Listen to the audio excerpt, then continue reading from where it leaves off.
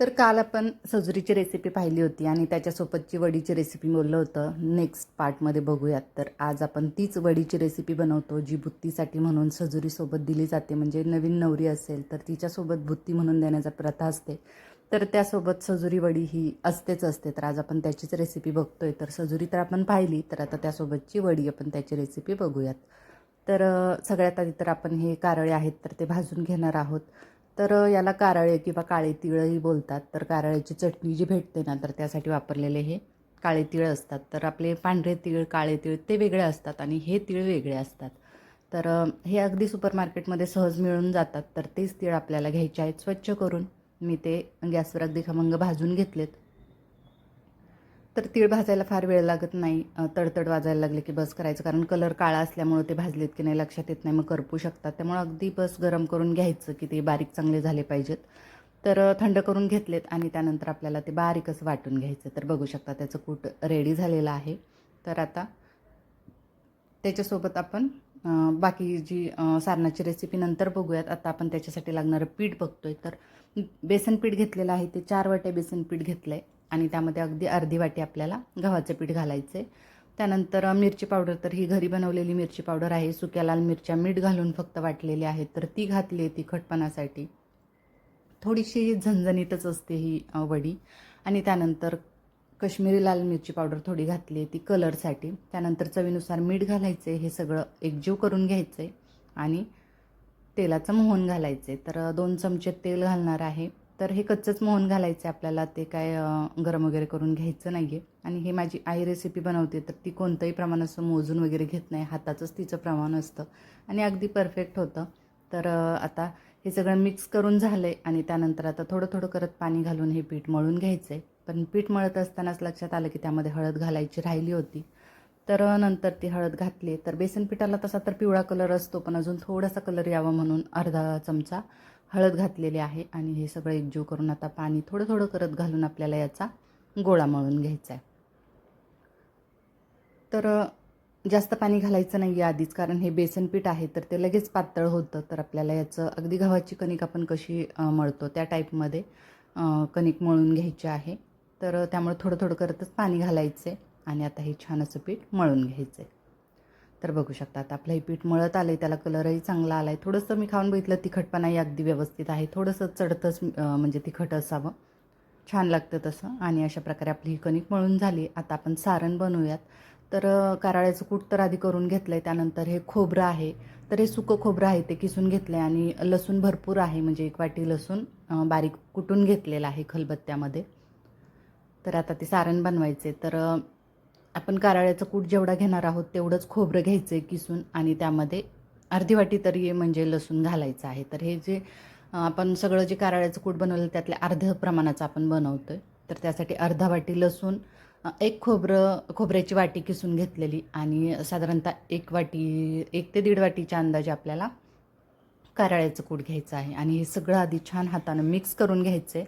आणि त्यानंतर त्यामध्ये आपल्याला बाकी मसाले घालायचे. तर पिठामध्ये आपण लाल तिखट घातलं आहे, पण हे या सारणासाठी म्हणून आपण तिखट घालतो आहे. तर 2 चमचे मिरची पावडर घालणार आहोत आणि ते चांगलं मिक्स करून नंतर त्यामध्ये आपण चवीनुसार मीठ घालणार आहोत. तर हे सारणापुरतंच तिखट आणि मीठ घालतो आहे. जी पारी आहे त्याच्यासाठीच आपण त्या पिठामध्ये घातलेलं आहे. तर मीठ घालून झालं आहे, तिखट घालून झालं आहे, बाकी याच्यामध्ये फार काही घालायचं नाही आहे. आणि आता हे चांगलं एकजीव करून मिक्स करून घ्यायचं आहे. तर ही कारळ्याची चटणी म्हणूनही अशीच खाता येते आणि अशीच चटणी बनवली जाते गावाकडे, जी तोंडी लावण्यासाठी म्हणून वापरली जाते. पण आज आपण याची वडी बनवणार आहोत. तर आता पीठही चांगलं भिजलं आहे, तर त्याचा एक गोळा घेतला आहे. थोडा आपल्या चपातीच्या गोळ्यापेक्षा मोठा गोळा घ्यायचा आहे आणि तो अगदी पातळ असा लाटून घ्यायचा आहे. तर पीठ थोडंसं लावून आपल्याला ते लाटायचं आहे, म्हणजे पोळपाटाला चिकटणार नाही, कारण ते बेसन पीठ असल्यामुळं चिकटलं जातं. आणि तेल लावलं तर त्याला मग सारण राहणार नाही मधून, त्यामुळं मग आपण त्याला पीठ लावून असा अगदी पातळसर त्याचा म्हणजे चपाती लाटून घेणार आहोत. तर बघू शकता अगदी छान पातळसर अशी त्याची चपाती लाटून झाली. तर ती आता दुसऱ्या एका पाटावर घेतलेले आहे आणि त्याला असं थोडंसं अगदी तेलाचा हात लावायचा आहे, म्हणजे आतून एक खमंगपणा थोडासा जेव्हा वाफवली जाते वडी तेव्हा येतो. जास्त पण तेल लावायचं नाही, कारण म्हणजे आपण त्यामध्ये सारण ठेवू तर ते मग त्या पारीला चिकटणार नाही. तर तेल लावून झाल्यानंतर असं आपल्याला सारण त्यावर पसरवून घ्यायचे. तर अगदी दाट छान असं भरपूर सारण घालायचं आहे आणि पूर्ण चपातीवर ते सारण पसरवून घ्यायचे आणि थोडंसं हलक्या हातानं ते दाबून घ्यायचे. तर बघू शकता आता छान असं ते सारण पसरवून झालं आहे आणि आता त्याची आपल्याला वळकटी करून घ्यायची आहे. तर गावाला गेलं ना की असं काही ना काहीतरी वेगळं खायला मिळतं आणि हवं ते खायला करा म्हणून सांगता येतं. वहिनी आणि आई त्यांना दोघींना कामाला लावलं आणि मी व्हिडिओ शूट करायचं काम करते. तर बघू शकता छान असं हे थोडंसं प्रेस करत करत त्याचा वळकटी करून घेतलेली आहे पूर्ण. आणि आता त्याला थोडासा आकार द्यायचा आहे कारण ती चपटी होणार ना, तर थोडासा त्याला आकार द्यायचा आहे म्हणजे मग ती नंतर कट करून घेता येईल.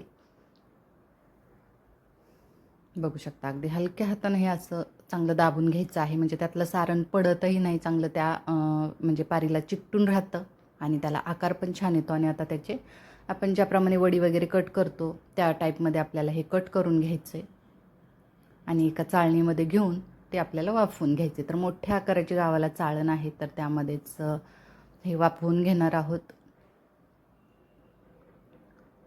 तर आता सगळ्या त्या वड्या कट करून झालेत आणि बघू शकता अशा प्रकारे ते चाळणीमध्ये पसरवून ठेवायचं आहे अगदी. आणि चुलीवरच त्याला वाफ मस्त आणणार आहोत. तर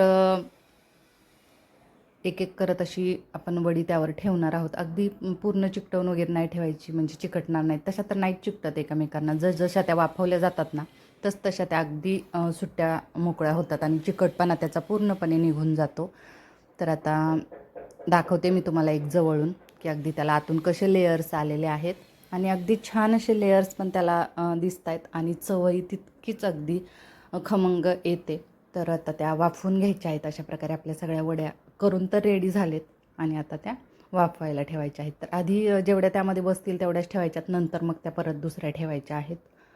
तर आता आपण चूल पेटवलेली आहे, त्यावर मस्त बूड घेतलेलं आहे पातेल्याचं आणि त्यावर ही वडी उकडवायला ठेवलेली आहे. तर ही अशीच उकडवून ठेवली जाते आणि तव्यावर शॅलो फ्राय केली जाते किंवा अगदी तळून घेतली तरी मग ती खायला टेस्टी अशी उकडल्यानंतर छान लागते, पण तळल्या किंवा शॅलो फ्राय केल्यावर अजून टेस्टी लागते. तर अशा प्रकारे आपली वडी रेडी झालेली आहे. एकदा अशा प्रकारे ही वडी नक्की ट्राय करा, तुम्हालाही आवडेल. आणि आज बनवलेली ही सजुरीची त्यानंतरची वडीची रेसिपी तुम्हाला कशी वाटली ते नक्की सांगा.